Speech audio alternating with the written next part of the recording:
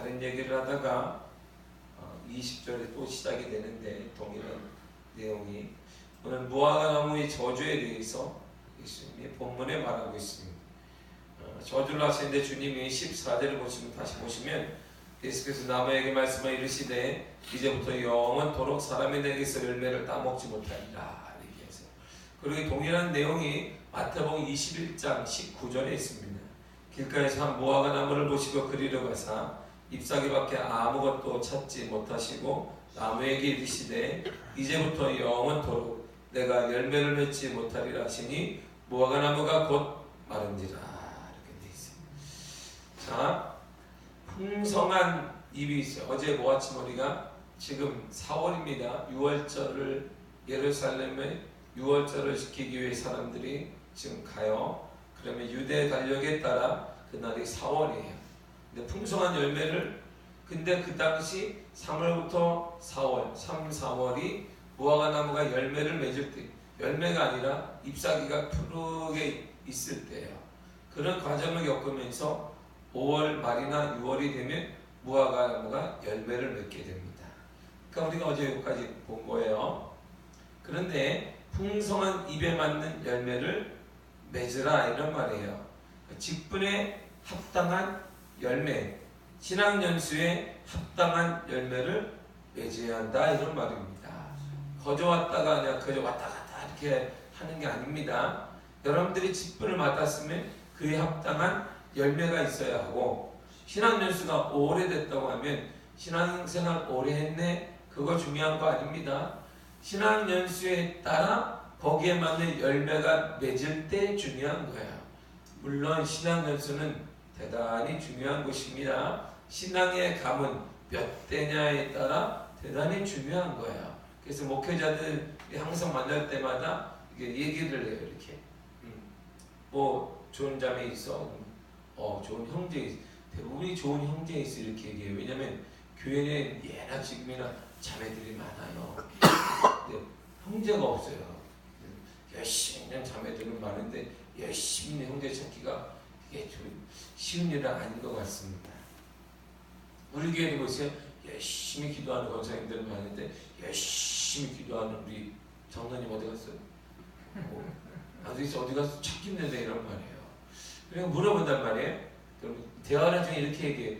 그럼 누구누가 있어? 그러면 아버님 뭐 하시노? 이렇게 물어봐요. 농담으로. 이 말이 뭐냐면 직분이 뭐예요? 이렇게 물어보는 거예요. 아버지가 뭐 누구예요? 집사님이시다, 아주집사님이시다, 장로님이에요. 그 신앙이 몇 대예요? 꼭 물어봐요. 그러면 예, 4대 되는 것 같아요. 3대, 4대 이렇게 얘기를 해요. 다 들어요. 그래요? 예, 길어지면 그냥 알았습니다. 끝내겠다 이런 뜻이에요. 그러냐고 반응이 달라지면 이게 그럼 해보자, 일을 하자 이런 뜻이에요.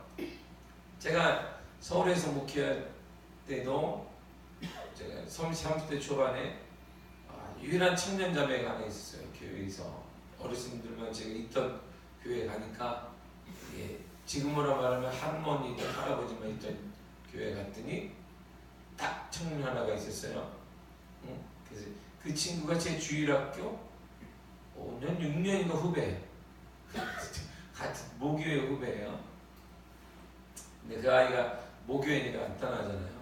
열심히 닦고 뭐하고 이렇게 하고 있어요. 그러다가 이제 또 한 자매도 있고 뭐 청소하거나 그런 강사 청소하는 자매가 또 하나 있었는데 그 자매가 지금도 해요. 교회에서 그 일을 할 수밖에 없는 게 그 집안 내가 결혼을 시켰기 때문입니다. 내가 결혼을 시켜서 결혼해라 시켰어요. 이 자매가 하나가 있는데 얘 주일학 후배인데 이 아이가 내가 항상 자기 있어 뭐 이렇게 이뻐요 신앙이. 얘를 시집을 보내야 되겠다 그랬는데 갑자기 그 당시에 노회장님이 저한테 우리 큰아들이 큰아들이 있는데 결혼을 해야 되는데 어떻게 할지 모르겠어. 얘기를 하는 거예요. 쓱 지나가면 그 머리가 탁 꽂혀 있어요. 계속 기도하는 중에 큰아들이 있는데 계속 왜 신경을 쓰이지? 왜냐면 거긴 노회장이고 같은 노예에 있는데 같은 노예에 목사님이시니까 자매가 가야 되는 거야. 내 생각은 뭐였냐면 이렇게 이쁘게 신앙생활 잘하니까 좀 시원찮은 놈 만나더라도 데려와야 되는 거야. 나는 교회가 지금 한 명이 아쉬운데 할렐루야. 근데 얘는 가야 돼요. 생각을 깊이 기도하는 중에 안 되겠다. 가야 되겠다. 그래서 그분이 권사님이에요. 엄마가 권사님이고 아빠도 굉장히 신실해요. 기도를 오래 하시는 우리 자매 엄마가 다른 큰 교회 권사님이신데, 근데 얘기를 다 해놓고 그 목사님 얘기를 했어요. 그러면 만나봅시다. 만나보게 합시다. 그래서 둘이 만났어요. 둘이 만났는데 놀랍게 한눈에 반했어요. 둘이 한눈에 반해가지고 금세 결혼을 하겠다네. 저들이 그 둘이. 그래서 그러냐. 근데 물어보니 제가 받아내는 거야. 목회자 집안이구나. 근데 그 아들은 목회할 거냐? 그러니까 저는 목회 안 합니다. 그럼 왜 안 할 건데? 하니까 저는 목회 소명을 받지 못했습니다. 그럼 뭐 할 건데? 하니까 이 친구가 당시에 큰 회사에, 우리나라 말하면 큰 대기업에 다니고 있었어요. 그러다가 지금은 메리트 생명의 사장 밑으로 들어가서 모든 메리트 회사에서 자기가 4개인가를 재정을 담당하는 사람이었어요. 지금 다시 회사를 또 오면서 스카웃이 계속 되는 거예요. 그 친구가. 애들을 둘을 낳아서 지금도 이제 가끔 전화가 와요. 여기도 찾아왔어. 인사하러 찾아오기도 했어요. 아이들 데리고 기도해주고 보내는데, 보세요. 저도 이렇게 얘기해. 신학연수가 얼마나 됐니? 그리고 몇 대니? 이렇게 물어봐요. 그리고 안 물어봐도 되게 알잖아요. 그러면 되겠구나. 신학연수 중요한, 그러니까 연수는 중요한 거예요. 할렐루야. 신학연수 중요한 것입니다. 몇 대 중요한 거예요. 그러나 그보다 더 중요한 게 뭐냐면, 주님이 보실 때 그렇다면 그에 맞는 열매가 있느냐 이런 말이에요. 그에 맞는 열매를 맺었느냐, 이렇게 우리들에게 맺고 있는 거예요. 풍성한 열매가 있어요. 신학연수가 오래됐어요. 직분도 커요. 그거보다 더 중요한 거 뭐냐면 그에 맞는 열매를 맺었느냐 이런 말이에요. 신학연수가 짧더라도 그에 맞는 열매를 맺으면 그게 훌륭한 믿음의 사람입니다. 할렐루야. 신학연수는 오래됐고 직분도 큰데 그에 맞는 열매를 맺지 못한다면 그게 예수님께 오늘 무화과 나무처럼 저주예요. 저주를 하는데 이렇게 저주를 하세요. 14절 같이 보세요. 이제부터 영원토록 내가 열매를 맺지 못하리라. 마태복음 21장 19절에 이제부터 영원토록 내가 열매를 맺지 못하리라. 동일해. 요거만 딱 띄워놓으면 요거 앞뒤 문맥은 내용은 다른데 똑같습니다. 이제부터 영원토록 열매를 맺지 못하리라 그랬어요. 열매를 맺지 못하는데 열매가 없을 거야. 그런데 언제부터 언제까지? 지금부터 언제까지? 영원토록. 이거 대단한, 주님이 이렇게 얘기할 분은 아니에요. 그래서 돌아오면, 회개하고 돌아오면 받아주고 또 다시 사명을 주고 이런 분이잖아요. 베드로가 그렇게 3번이나 예수님이 가장 힘든 십자가에 있을 때 저주하고 그가 모른다고 했는데, 그를 다시 찾아간 분이 베드로가 아니에요. 예수님이 그를 찾아가요. 예수님이 찾아가서 그에게 내 양을 먹이라 이렇게 말씀하시잖아요. 사명을 다시 주시는 거예요. 그러니까 베드로가 찾아와서 애원한 것이 아니라, 베드로는 사명을 다 잃고 힘도 잃고 그냥 다시 자신의 본업으로 돌아가서 고기 잡고 있어요. 그 사람에게 직접 찾아가서 주님이 내가 나를 사랑하느냐? 내가 나를 사랑하느냐? 내가 나를 사랑하느냐? 내 양을 먹이라. 다시 일으켜 세워서 일을 주십니다. 그런데 오늘 본문은 그런 분이 얘기치고는 대단한 충격적인 거예요. 지금부터 영원토록 열매가 없을 거야. 너 노래 열심히 하지? 열매는 없다. 이렇게 단호하게 말씀하시는 거예요. 그러니까 우리가 연수 오래되는 거 좋은 겁니다. 그리고 직분 큰 거 좋은 겁니다. 그러나 그것이 우리에게 올무가 되거나 우리의 발목을 잡을 수 있다 이런 말이에요. 그에 맞는 합당한 열매가 없다면, 그에 맞는 열매와 행동과 삶이 없다면 그것은 축복이 더 이상 아니다 이런 말이에요. 그래서 직분을 받고 그 직분을 받은 다음에 시험 드는 사람이 많은 거예요. 교회 내에 보세요. 시험에 들었다. 교회가 깨졌다. 막 이런 게 주위에 막 일어나요. 초신자들이 그러겠어요? 초신자들이 뭘 알아야 뭘 하지. 알아야 면장을 하는 거예요. 초신자들이 하는 게 아닙니다. 직분이 중직들이 그러는 거예요. 이게 오늘날 현실인 겁니다. 그에 맞는 열매가 없는 거예요. 사단이 지금 이렇게 막 속삭여 이렇게.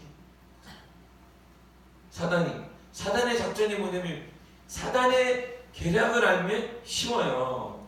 사단이 이제 주님 말씀에 딱 무화과나무를 먹지 말라 정령 죽이리라 했어요. 근데 사단이 딱 와가지고 정령 다 먹지 말라고 하시느냐? 아니 그러면 다는 아닐 거야. 그치? 그럼 다는 아닐 거야. 선악을 알게 하는 나무만 먹지 말라고 하셨어. 다는 아니지? 그래.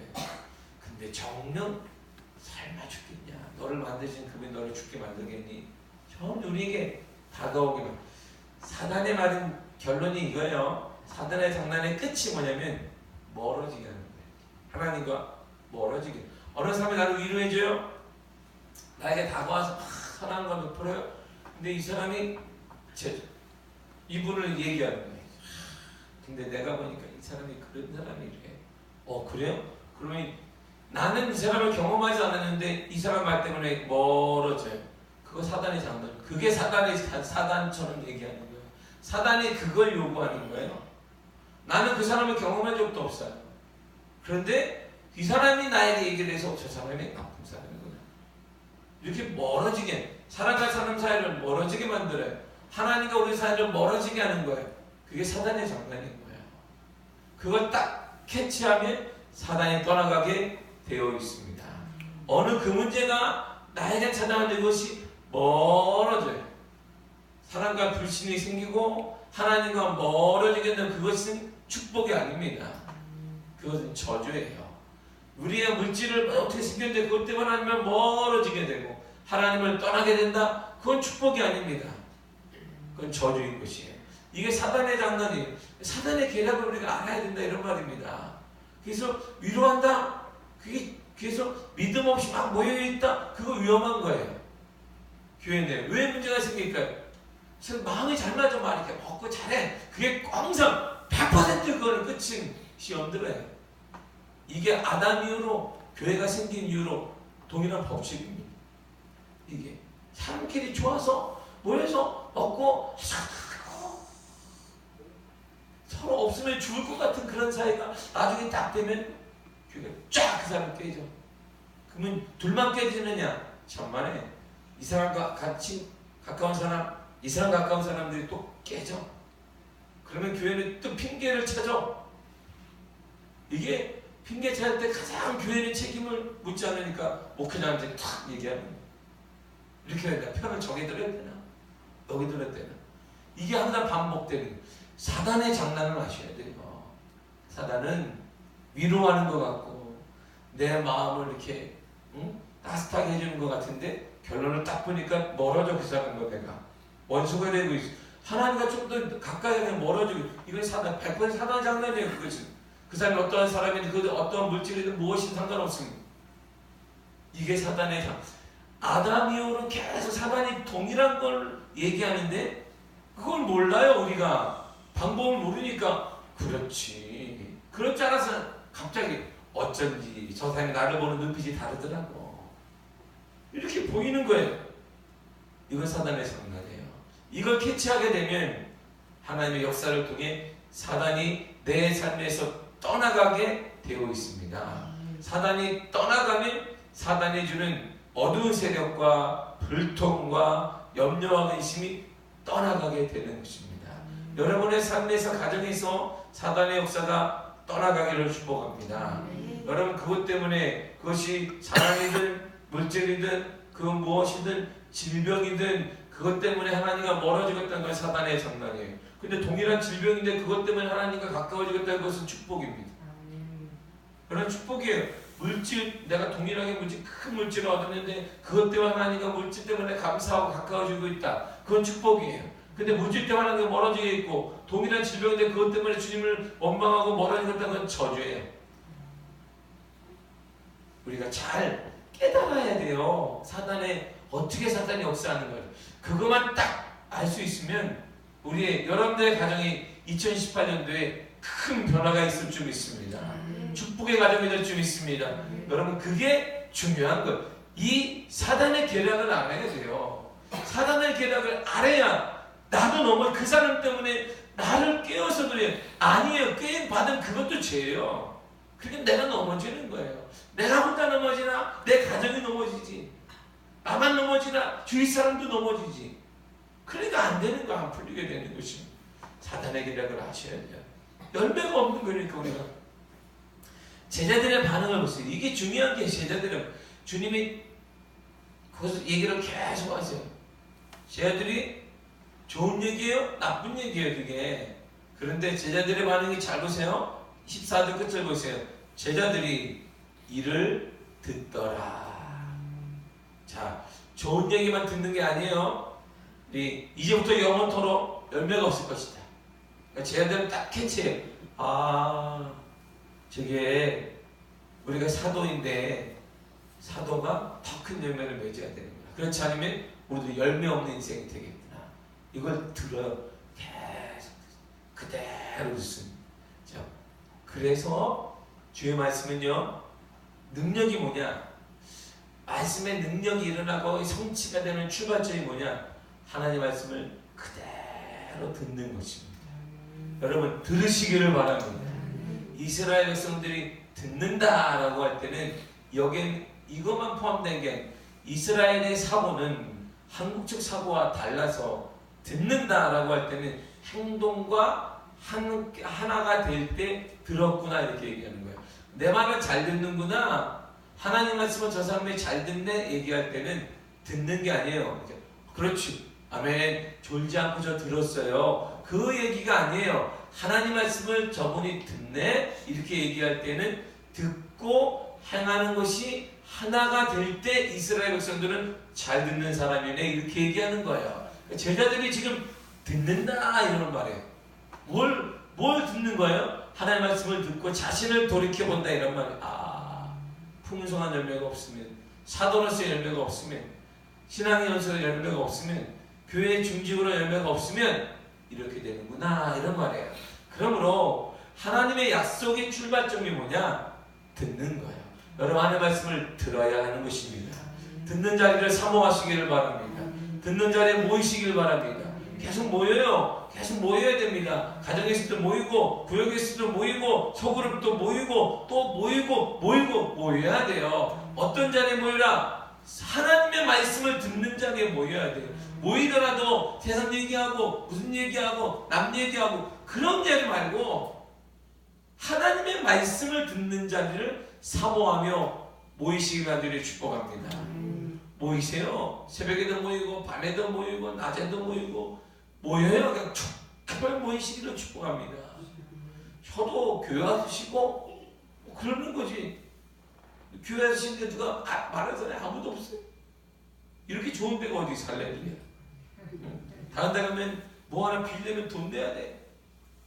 그때 남편들이 축구하러 뭐 가요. 축구하러 실내 축구장 가요. 요즘에. 그거 1시간 빌리는데 몇만 원이야. 축구장 하나가. 그런데 그거 모이자고 몇만 원 내는데 그러고도 재밌다고. 내가 봐도 재밌긴 해요. 안 뛰면 더 재밌겠으나 뛰고 난 다음에 힘들어가지고. 그런데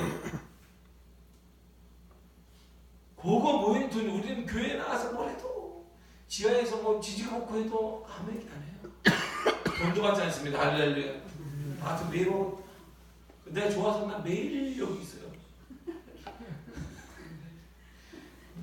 여러분 들을 수 있는 자리에 모이시고 들을 수 있는 자리에 모이셔야 남을 편하고 뭐든지 모였는데 내가 그 사람과 멀어지지 않는 누구 말 때문에 하나님과 멀어지는 건 사단의 장.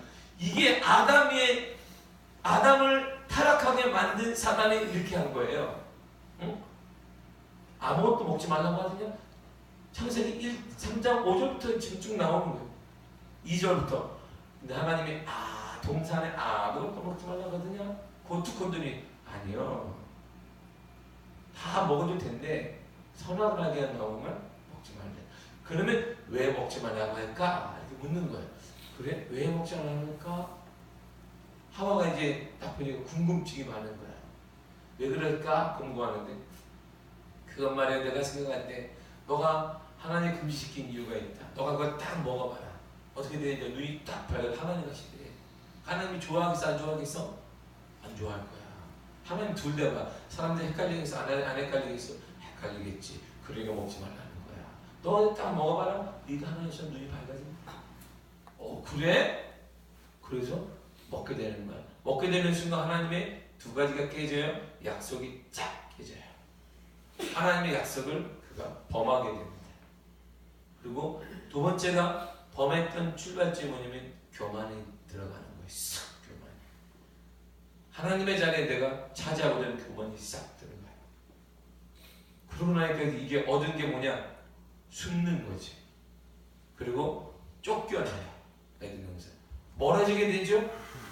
그건 사단의 장난이에요. 제가 얘기하지만 물질도 누가 쓰느냐에 따라 달라요. 건강도 누가 쓰느냐에 따라 달라요. 동일한 물질도 누가 쓰면 축복이지만 이것 때문에 뭐라도 그건 저주예요.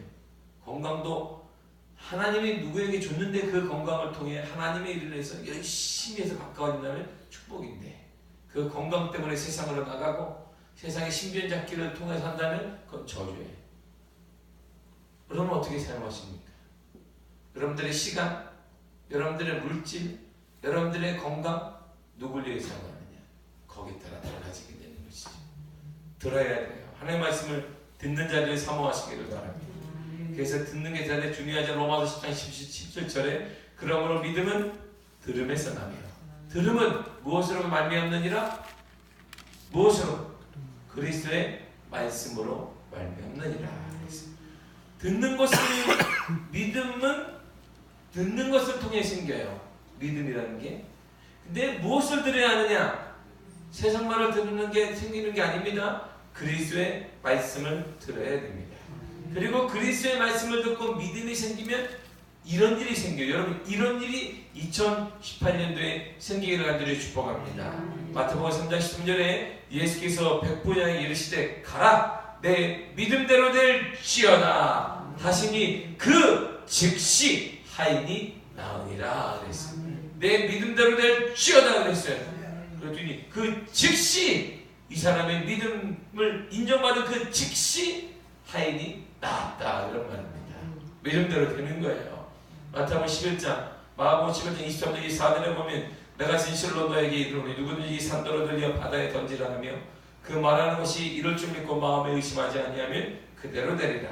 그러므로 내가 너에게 말하노니 무엇인지 기도하고 구하는 것을 받을 줄 믿으라. 그리하면 너희에게 그대로 되리라. 믿으라. 결론이 뭐예요? 그대로 되리라. 믿으라. 그리하면 그대로 된다. 이런 말이에요. 여러분 이게 믿음입니다. 이 믿음은 그리스도의 말씀을 들을 때만 생기는 거예요. 세상에 뭔 대화나 생기는 게 아니에요. TV가 앞에 믿음이 맞다. 그런 사람 어디 있어요? 들어보셨습니까? 내가 노래방 가서 세상 노래방 가서 열심히 사람들 부르는데 갑자기 막 은혜가 임했어. 없어요. 그런 게. 하나님의 말씀을 들을 때 내 심령이 변화되고 하나님의 말씀을 듣게 될 때 역사가 일어나고 하나님의 말씀을 들을 때 놀라운 은혜가 나타나게 되는 것입니다. 믿으라! 그리하면 그대로 되리라 했어요. 사도행전 27장 25절에도 그러므로 여러분이 안심하라. 나는 내게 말씀하신 그대로 되리라고 하나님을 믿노라. 사도 바울 보세요. 배가 지금 무너져가고 있습니다. 배가 다 지금 유라굴로 강풍을 만나서 쭉 빠져가고 있는데 사도 바울이 하는 말이 나는 하나님이 말씀하신 그대로 되리라고 믿노라 하겠어요. 뭘 믿는 거예요? 하나님의 말씀을 믿는단 말. 지금 배가 가라앉아요. 현상을 믿는 게 아니라 내 주위에 있는 내 가정에 어떤 보이는 것을 믿는 것이 아니라 보이지 않는 하나님의 말씀을 나는 믿노라 그랬어요. 지금 잘 될 때가 아닙니다. 자기가 탄 배가 지금 가라앉고 있어요. 지금 언제 죽을지도 몰라요. 쉽게 말해서. 그런데 거기에 선포하는 사도 바울의 모습. 나는 무너져가는 배를 보는 것이 아닙니다. 나는 모든 걸 다 배가 침몰하기 때문에 재산을 잃고 생명을 잃지도 모르는 그걸 보는 것이 아닙니다. 나는 하나님의 말씀을 믿습니다. 내게 말씀하니 그대로 됨을 믿습니다. 이게 하나님의 역사예요. 그래서 이스라엘 신앙 한마디로 정리한다면, 그래서 제가 몇 번 새벽 때 얘기했습니다. 쉐마 신앙이 들으라, 들으라, 들으라. 신명기 6장 4절에서 9절까지 내용을 이스라엘아 들으라. 신앙의 출발점이 뭐냐? 듣는 것입니다. 그래서 하나님이 이스라엘 백성들에게 선포했어요. 이스라엘은 내 자녀들아, 내 백성들아, 들으라, 들으라 이랬어요. 들으라. 무엇을 듣느냐? 쉐마 신앙의 출발점이 가장 먼저 주님이 선포하신 내용이 이것입니다. 여호와는 오직 유일한 하나님이시다. 오직 이 땅에 신이 없어.